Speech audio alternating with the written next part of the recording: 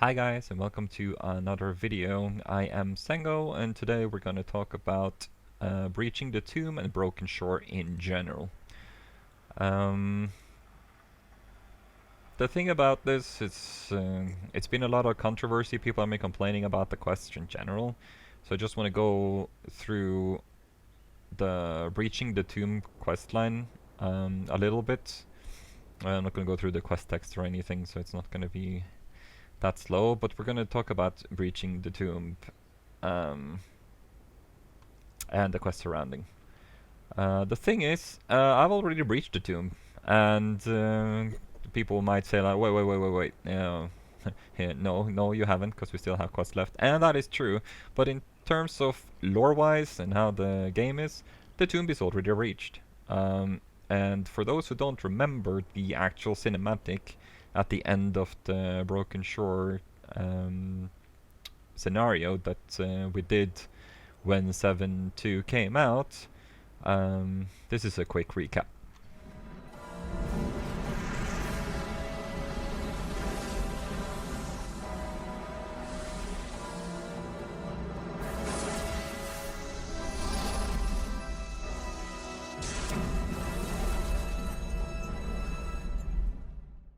So, yeah, what the fuck? Like, aren't we supposed to breach the tomb? Isn't that why we're here on the Broken Shore? Because we already did. The door's open. You can see it. I'm hovering outside. It's just a toggle thing. There's like the portal is open. The door is gone. We can technically go through here right now, gameplay wise. But Blizzard hasn't turned it on, obviously, because they want to time gate the tomb. They didn't want to release it too soon because people are still progressing in Mythic Nighthold, right? So why add that in the first place? Doesn't make any sense. I mean, there's been a lot of talk, at least over Reddit for those who follow that, but if you don't, people have been complaining that the quests aren't really doing anything. You had the meme quest with shard times, where you had to hand in 2,500 shards and get 2,499 back. And was a throwback to the Apexis crystal thing back in was it Abrogator Stones? Wow, my brain blank there. But anyway, Khadgar wanted a bunch of shit, and he used the same wording as he does in Shard Times. That he does here. So it's basically a meme quest. Thankfully for Alliance, and I play Alliance, we got the ending quest line at the same time, so that week was kind of redeemed by the whole memento thing that we got, which has a really cool cinematic and everything. But for the Horde, they basically got screwed over. Don't know if they get a quest later or already got one that I'm not aware about, but I kind of feel bad for them. They've got shafted pretty much this expansion. Like the whole Alliance thing is been a lot of focus on Alliance and the Broken Shore, in my opinion. And the whole thing with Vol'jin and stuff, that's a completely different story. But the point is, when Ian had a Q&A with Lore back a few weeks ago regarding the Broken Shore, he said that they dropped the ball or didn't really do it the way they wanted to, but it doesn't make any sense to me, because if you go into the actual Breaching the Tomb achievement and go through here, everything up until Champions of Legionfall is pretty okay in terms of lore-wise. But technically, until we got here, this is where we've constructed our base at Deliverance Point. We recruited an extra champion to help us out. For Priest specifically, you get you go over to the island here to fix some fell infusion things, and that's fine. So ideally, what should happen, if we take the Insurrection questline from Suramar as an example, everything here, Armistice of Legionfall up to Champions of Legionfall, is basically what we do in Suramar. We unlock it when we hit 110. We recruit a bunch of Withered, we go through the whole Arkandor quest line with the Night Elf dude. and make the tree into a big, while also recruiting other higher standing members in Suramar city.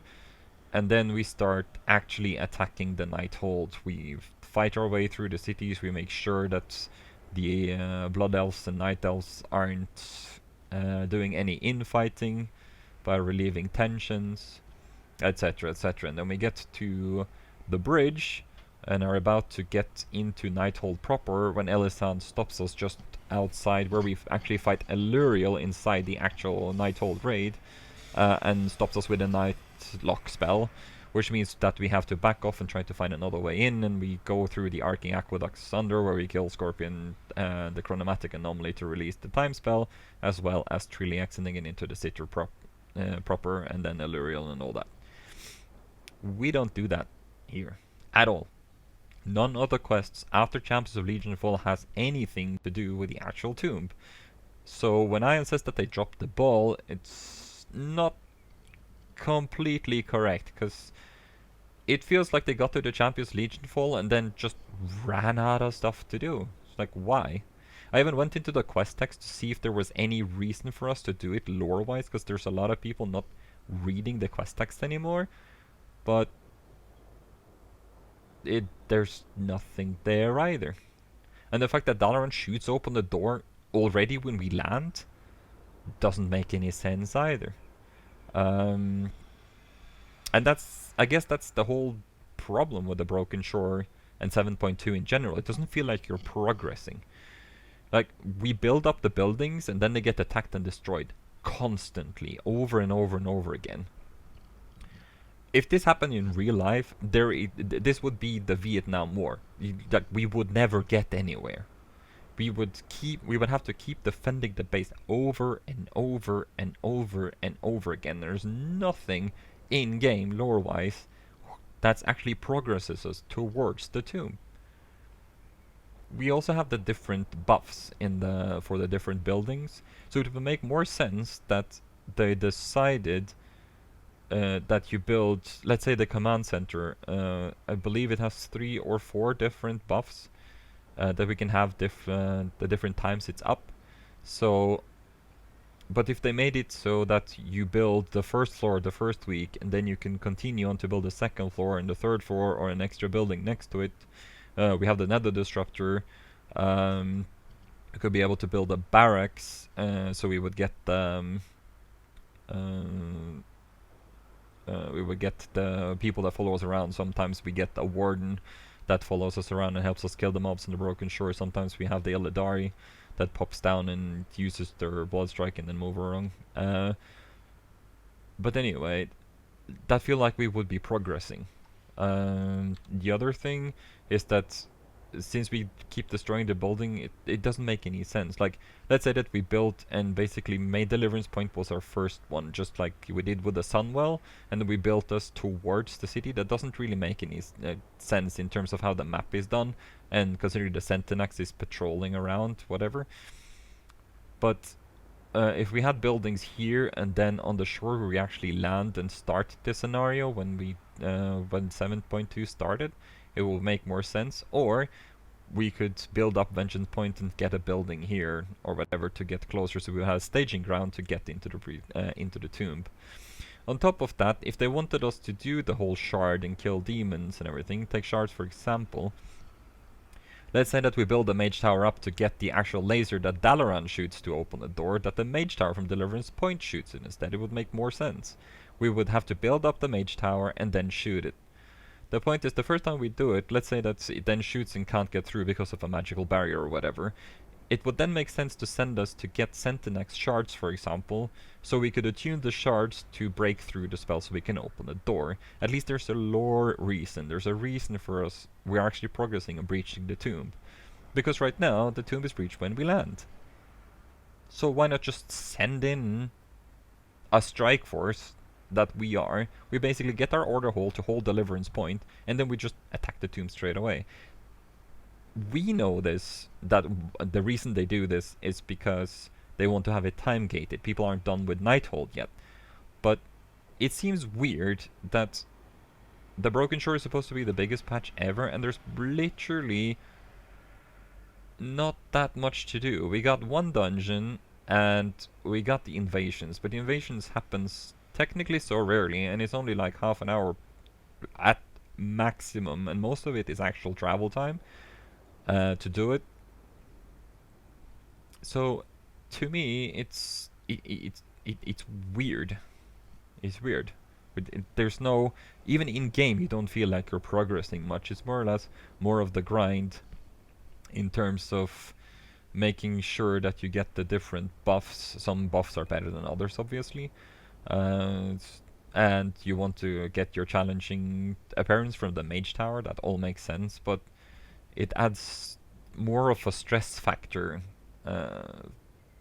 I think, at least with the mage tower, it's like, okay, right now, let's see, the mage tower is at 96%, so I need to farm up a bunch of shards.